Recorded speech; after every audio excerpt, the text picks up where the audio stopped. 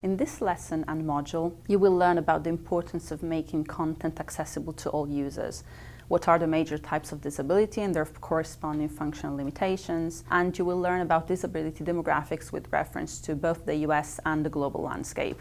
You will also familiarize a little with the major theoretical models for disability. Disabilities may be grouped under 4 types: visual, hearing, physical, and cognitive. Visual includes blindness, low vision, and color blindness. Colorblind users cannot see information presented through color, so color alone should not be used to convey information. Think of, for example, using color alone in bar charts or graphs to highlight different trends. Consider also blind users and low vision users. Low vision users may need to magnify the screen and they only see one element at a time. Blind users use an assistive technology called the screen reader, which enables them to see one element at a time. Users with deafness or hearing impairment benefit from, for example, captions and the transcripts of audiovisual content.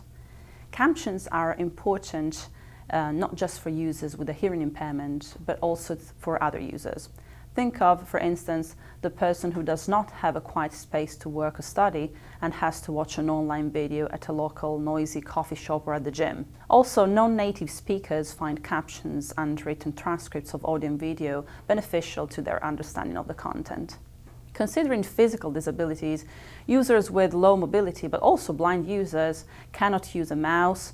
They also have a slower response time and limited fine motor control.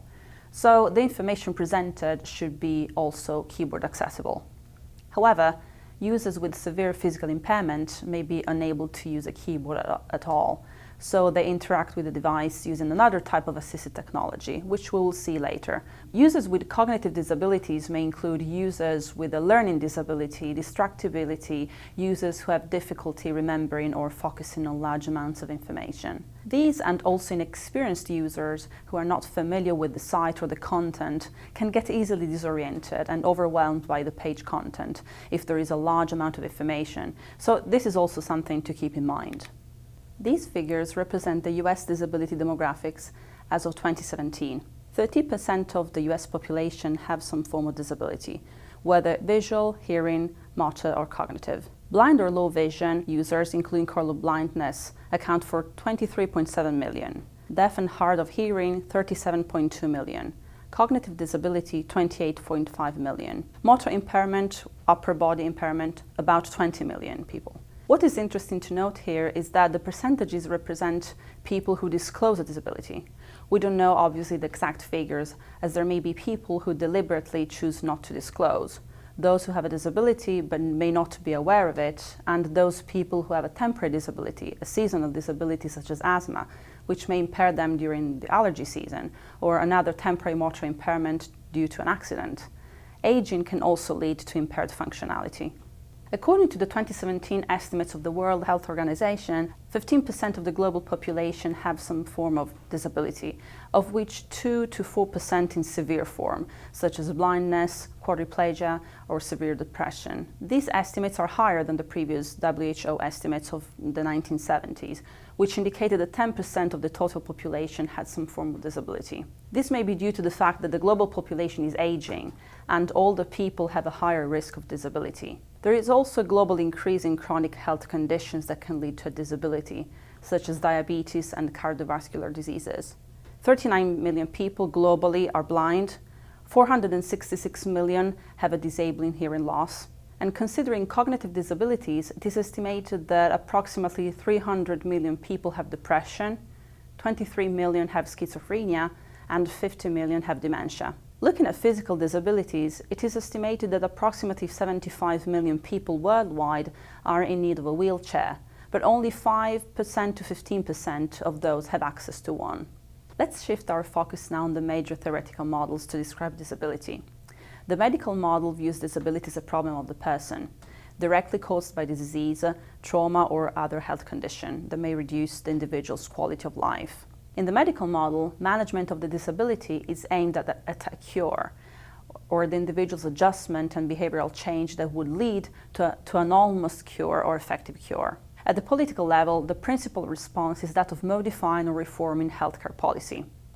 The medical aspect of disability is a reality for many people, and one strength of the medical model is that it seeks to address the biological sources of disabilities, either by clinically curing them or providing ways to medically manage the conditions. The rehabilitation model is an outgrowth of the medical model and is based on the belief that with adequate effort on the part of the person, the disability can be overcome. The approach to disability in the rehabilitation model and the medical model have been rejected by many individuals with disability and disability advocacy groups as well, because they do not address the full spectrum of issues related to living with a disability long term, and because they reinforce the notion that healthcare professionals are best qualified to make health decisions for disabled individuals, and because they tend to ignore the ability of many disabled individuals to live full and successful lives and to be independent. The social model is in many ways a reaction to the medical model. In treating disability as an individual problem, the medical model often overlooks the impact of broader social and environmental forces.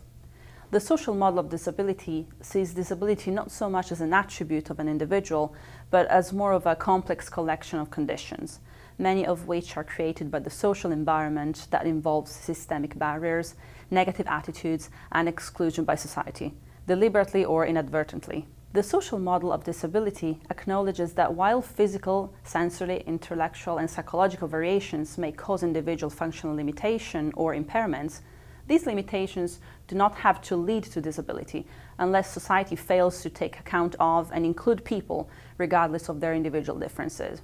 One of the major strengths of the social model's focus on the impact of the environment is that it demonstrates that disabilities are not restricted exclusively to the individual's body, and that the lives of disabled individuals can be improved by changing the environment to make it more functional and user-friendly for everyone. The functional solutions model is in some ways an outgrowth of the social model. In its belief in functional solutions to the problems of disability, this model focuses more pragmatically on the environment, specifically through technological and methodological means of removing or reducing functional challenges for individuals with disabilities. The economic model defines disability by a person's inability to participate in work. It also assesses the extent to which impairment affects an individual's productivity and the economic consequences for the individual, employer, and the state. Such consequences include loss of earnings for and payment for assistance by the individual, lower profit margins for the employer, and state welfare payments. This model is directly related to the charity tragedy model, which views disabled people as victims of circumstance who are deserving of pity. This, along with the medical model, are the frame of reference many non-disabled people use to define and explain disability. The social identity or affirmative model, in contrast to the charity model, takes a non-tragic view of disability and impairment. It is founded on the notion of positive social identities that are enhanced from belonging to a group that shares a similar lifestyle and life experiences of being impaired and disabled. Deaf culture and identity reflect this form of social identity that stems from belonging to a closely knit linguistic community. While theoretical models of disability may seem like a purely academic proposition, the frame of reference they provide in many ways is an extension of the social and institutional forces that govern and shape public opinion, as well as information design and policy development. It is no coincidence, for example, that the social model of disability emerged during the 1960s after the passage of the 1964 Civil Rights Act. The perception of disability at this time began to shift from rehabilitation to more of a human rights perspective. We will explore this further in this course when we delve into the evolution of the laws and policies that impact information technology and accessibility policy. For now, let's move forward with the next lessons in this module, each of which will allow us to take a closer look at one of the four major types of disability, their corresponding functional limitations, and their impact on computer use and information access. Here is a list of resources that you can check out in your own time to learn more about different types of disability, the US and global disability demographics, and the major theoretical models. This list of resources is also provided as a separate reading item on the course platform.